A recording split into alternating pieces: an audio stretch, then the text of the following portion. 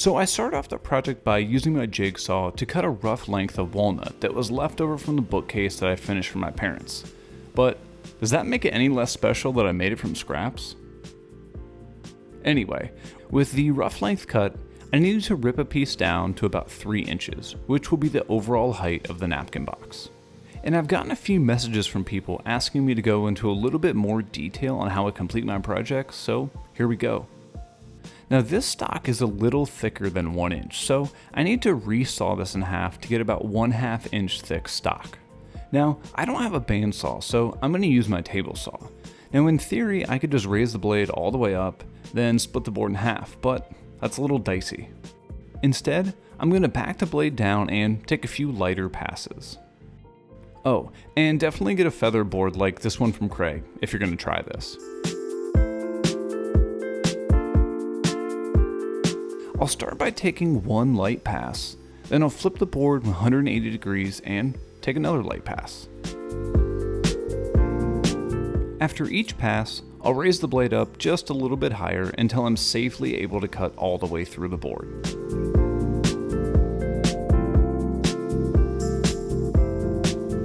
And because I took multiple passes to resaw the board, there were a few blade marks, but I could easily sand those away. Now that the stock is prepared, I grab my DIY crosscut sled, but before I start cutting everything up, let's jump into Sketchup to help explain what I'm doing. So here is a rendering of the napkin holder. Now if you unfold it, you can see that it's made up of 5 different pieces. The purple bottom panel, 2 yellow side panels, and 3 green side panels. If we flip around to the back side, you can see that all 4 of these side panels will have a small dado cut into them that will hold the bottom panel. And to help add a little more strength to the box, the green side panels will also get some rabbets on both sides.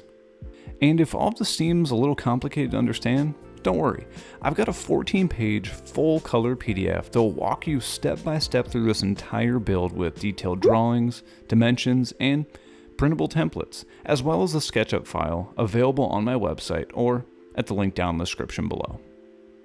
But before we head back into the shop and start throwing sawdust everywhere, let's look at one more detail. So you could definitely build this napkin box by gluing up 4 random pieces, but one thing that will really elevate your builds is if you start to pay attention to grain patterns. In order to get a continuous grain look that wraps around the entire box, I'm actually going to be using one longer board and then cut it into 4 individual pieces. That way it'll appear like the grain is wrapping all the way around the box. Well, at least 3 of the corners.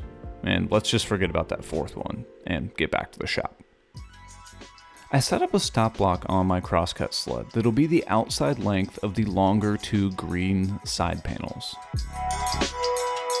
I can then square up the end of the oversized panel and slide it over the stop block. Because I don't want to move the stop block and throw off any measurements I have, I grabbed a scrap piece of 1/2 inch plywood and used that as a spacer to cut the shorter 2 yellow side panels. I can then go back and forth repeating this process until I have all 4 side pieces cut to their proper lengths.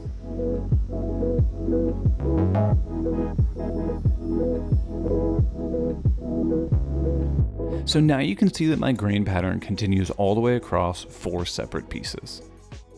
I'm going to set my 2 short yellow side panels off to the side and focus my attention on the longer green side panels right now. I marked the edges that are going to receive a rabbet and moved over to my table saw to set the blade up.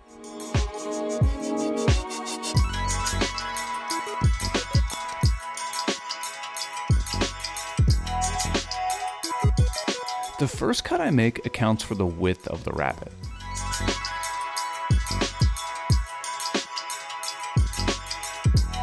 Then the second cut I made accounts for the depth of the rabbet. Whenever you run a piece vertical through the saw like this, make sure to utilize a feather board to keep the piece nice and secure.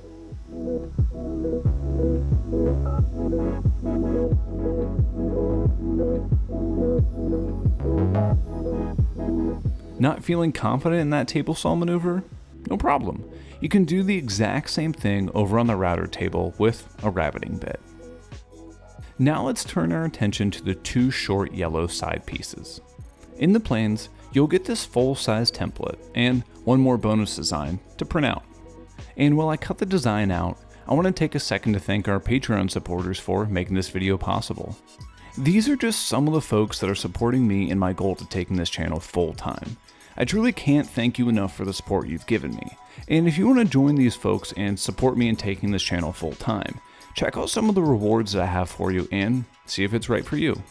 But like always, there's no pressure. With the template cut out, I grabbed some spray adhesive and stuck the template on. The next step of carefully cutting to the template might be the most tedious and time consuming. Now you want to get close enough to the line that you don't have a ridiculous amount of sanding to do, but far enough away that you don't leave any inadvertent blade marks if your jigsaw blade wanders. Now if you tend to have issues using your jigsaw, it's probably because you're actually binding the blade, and tight corners like these are the perfect place to get the blade stuck. So to avoid that, I'm going to make a few relief cuts and then come back to cut all of them off. Plus, it's pretty satisfying to watch.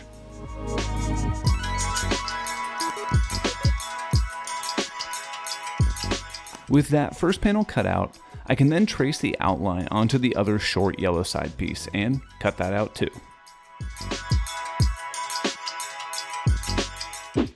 And it was at this exact moment where I realized I could have saved a significant amount of time by just cutting the two pieces together, but that does give me time to let you know that we're also on Instagram at Spencley Design Co. That's where you'll find tons of behind the scenes content and learn about all of our projects before they make it here to YouTube. So check it out, and if you like what we're sharing, consider following us. With both templates cut out, I needed to finalize the shape and get everything nice and smooth with a little bit of sanding. And to make sure that the pieces were exact copies, I taped them together with a little bit of painter's tape and then got to sanding.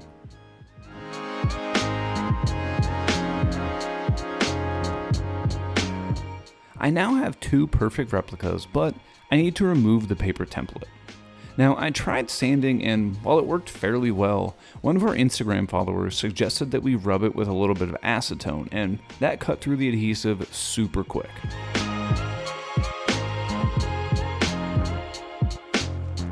So at this point in the project, we have these four side pieces mostly finished, and I want to break all of those sharp edges.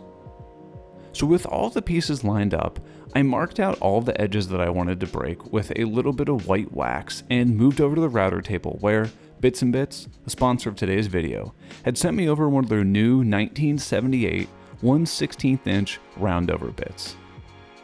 Now if you aren't familiar with Bits and Bits, they're a small family business out of Silverton, Oregon that specializes in CNC cutting tools.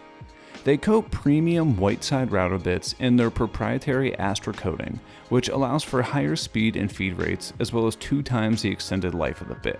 So simply stated, they take really nice router bits and make them even better. After breaking all the sharp edges, I swapped out their 1978 roundover bit with their 1013 1/4 inch straight bit and routed dados for the bottom panel to sit in.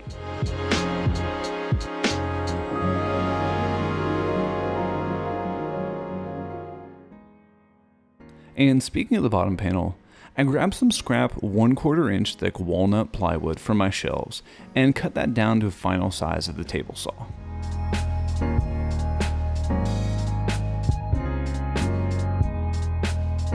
Now that all the parts are cut, I can glue everything up and add some clamps. Lots of clamps. And for the finish, I'm going to use some of the Satin Gleam 2.0 from Total Boat. And to be 100% honest, the whole reason why I wanted to try this stuff in the first place is because I hate finishing. It takes way too long having to wait a day or even longer between coats. With this stuff, I can reapply after just about 1 hour, which allows me to build up all the coats that I need in just one day.